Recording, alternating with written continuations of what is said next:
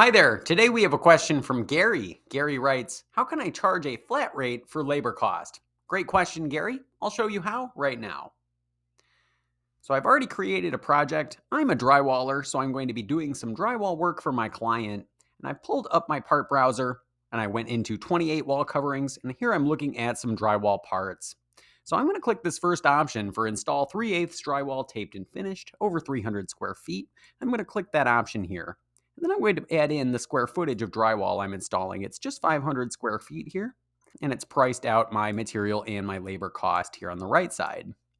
Now, in my labor cost, I see that we're using an hours per unit number. So that actually means the install time for each square foot of the part, and that's multiplied again by a labor rate.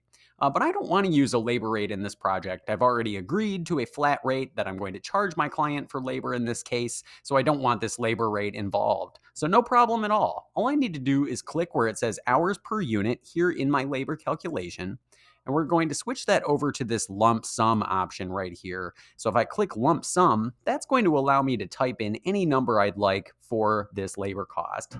So like I said, I do want to charge $500 for the labor.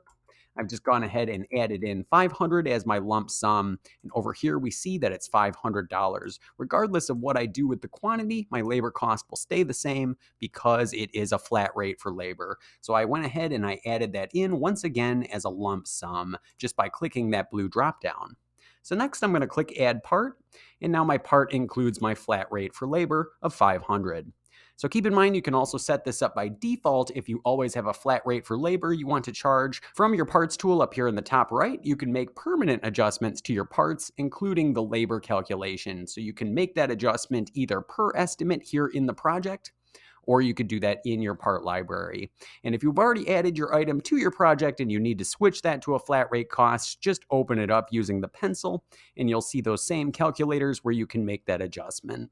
Thank you so much for joining us, and for answers to more questions like this, head to help.clearestimates.com.